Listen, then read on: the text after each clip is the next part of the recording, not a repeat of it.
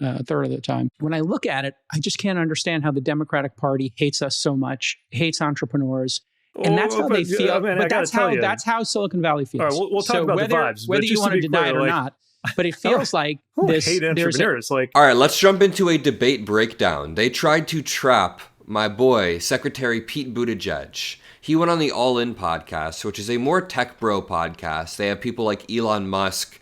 They also regularly have David Sachs, who's a part of the OG crew. That's Trump's crypto czar. So it's not necessarily a right-wing podcast. It's more about tech, but they selectively cover stories that are bad for the left culturally while never talking about Epstein, for example. I watched this for the past few months. They never brought up Epstein throughout all of this, despite Elon Musk being pretty involved with that whole saga. But in this case, Secretary Pete Buttigieg hops in with Chamath Palihapitiya and with Jason on the top left.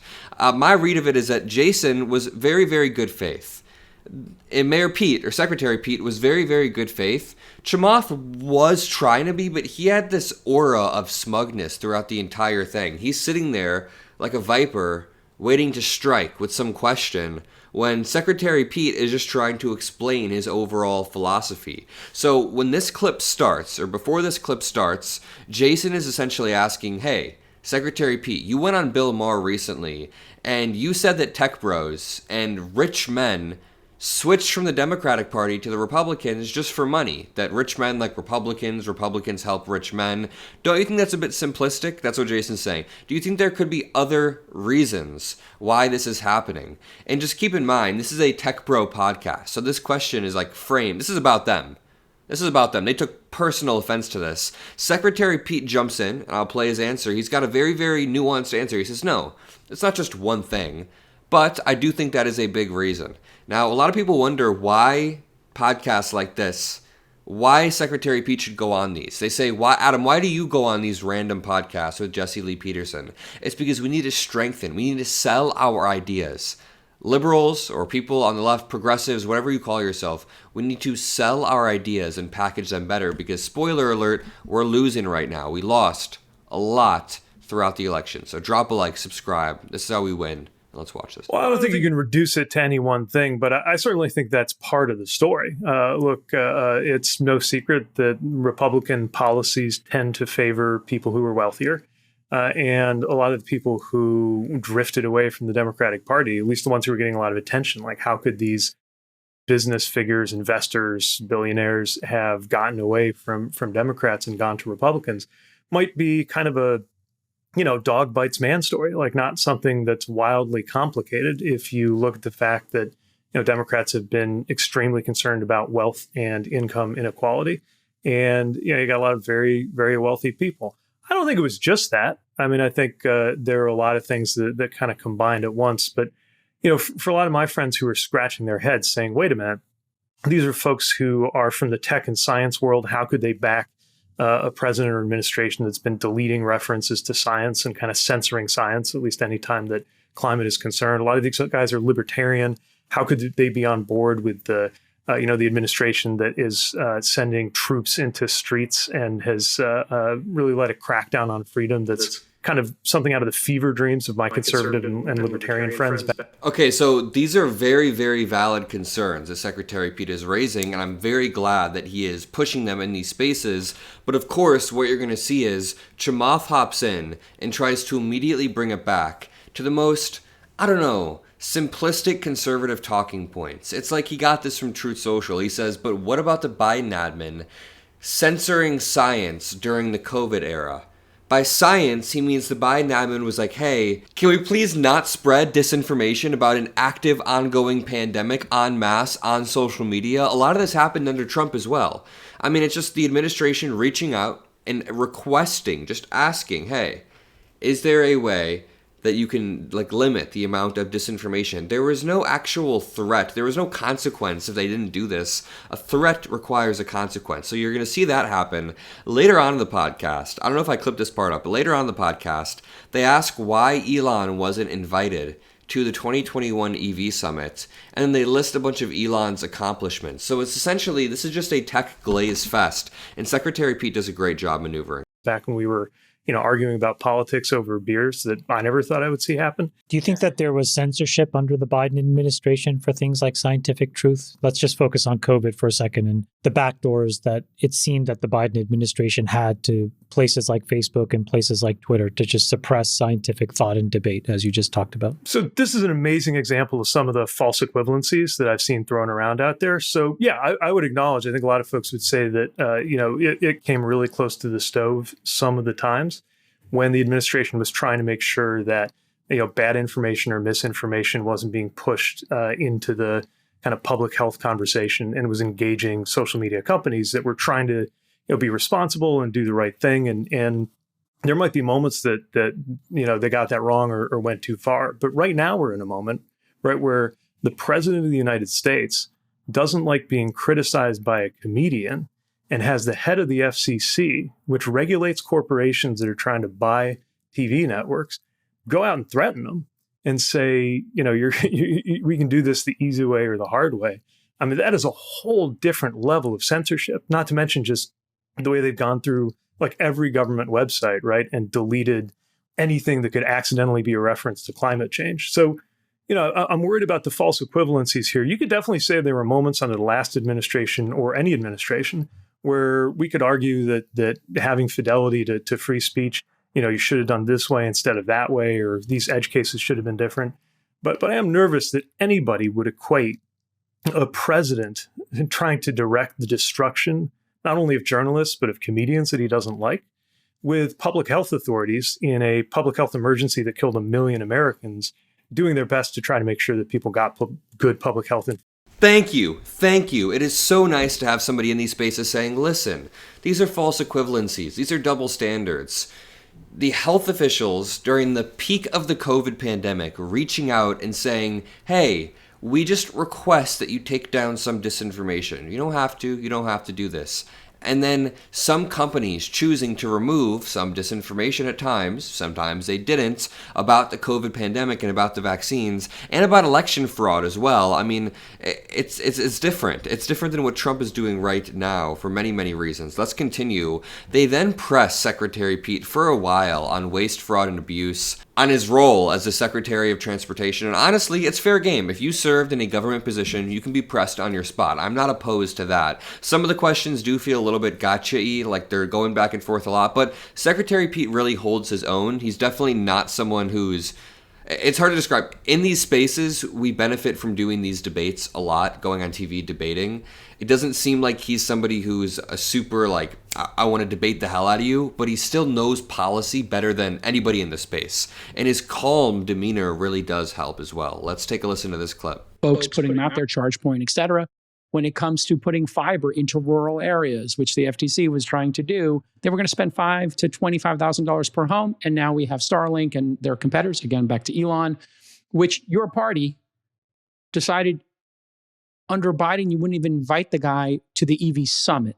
So let me talk about that, but I want to park that to the side because we should probably talk about what happened there. Because but by the way, let's forget that because I want to mention that. Because I'm a moderate, but voted Democrat about 65% of the time and Republican. Oh, we're getting into the justifying voting record part of it. By the way, I'm glad I clipped this part up. They're basically trying to jump Secretary Pete on this podcast on Elon Musk's behalf because he wasn't invited to an EV summit 4 to 5 years ago. I mean, come on, let's take a listen.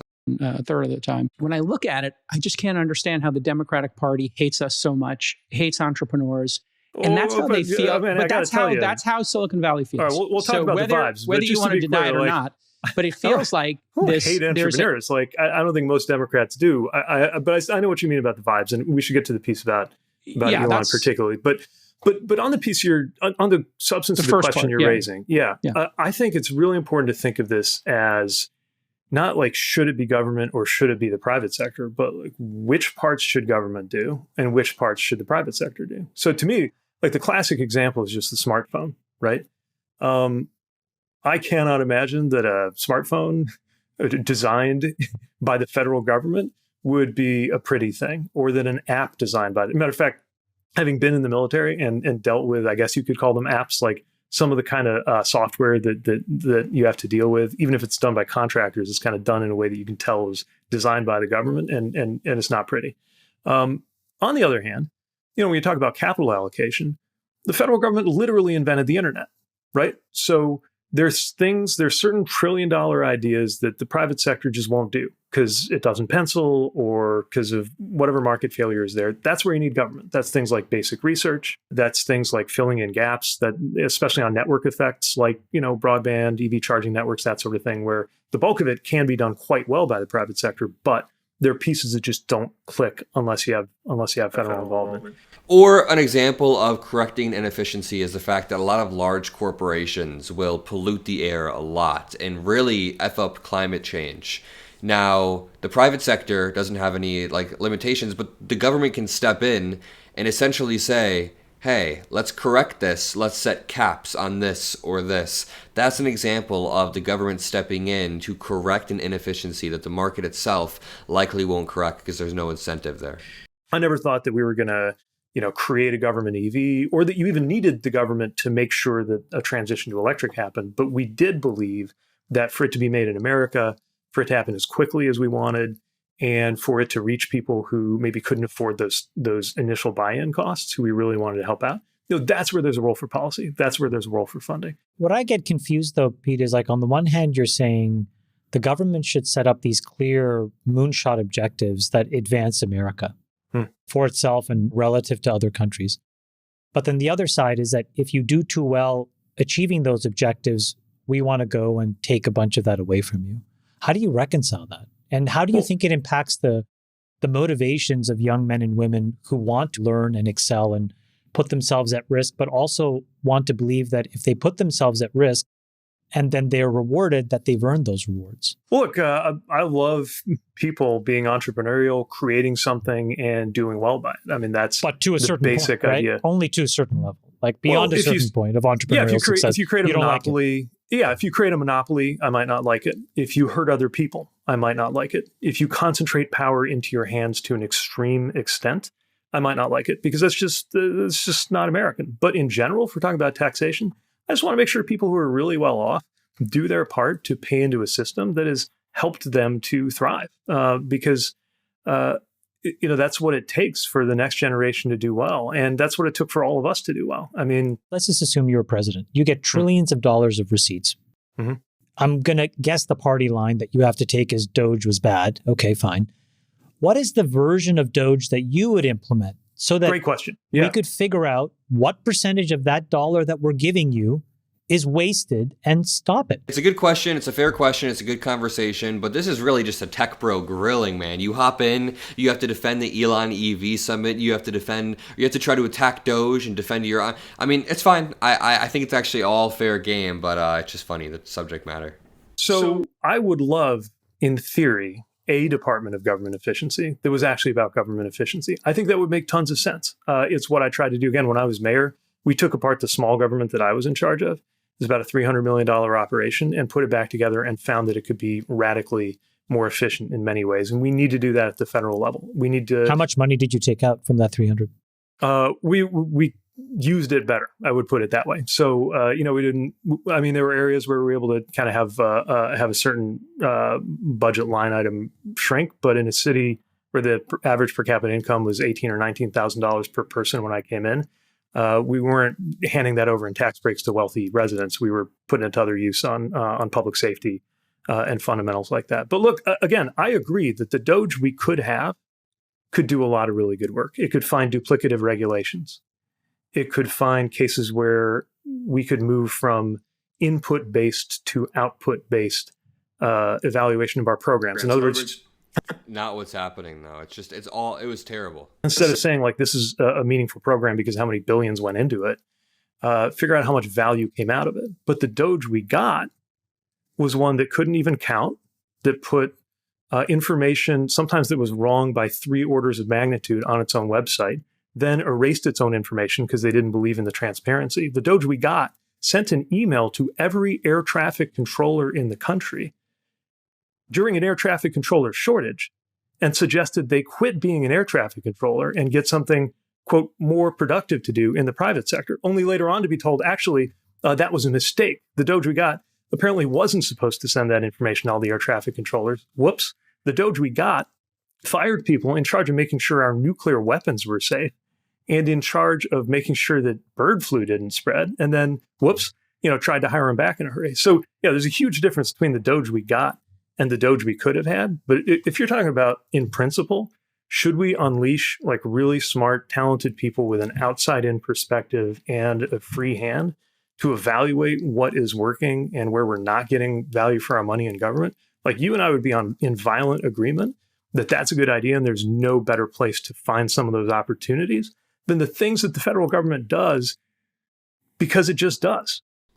Really rational, pragmatic, kind of old school Democrat. I really like the way Secretary Pete approaches these issues, especially because this was not an easy situation to be in. And he really does stick the landing at the end there by differentiating between having smart, talented, young individuals, like the hypothetical DOGE engineers. I mean, like on paper, having some geniuses come in and help save it. It sounds like it's out of a movie, but that's not the DOGE we got. Everyone was... Well, okay, I'm not going to say everyone. Elon Musk was on ketamine. Who the hell knows what these teenagers were on other than racism? They were tweeting a bunch of shit about Indians. I remember actually when this happened, J.D. Vance also refused to stick up for his wife Usha, refused to condemn Indian hatred, and now he's done it again and again and again. It just continues to happen, and that's why we're saying provide some moral clarity, man. But I'm gonna leave it there. If you appreciate these videos, drop a like, subscribe. If you made it this far, comment hi, Adam. I love you all. I'll see you in the next one. Peace out.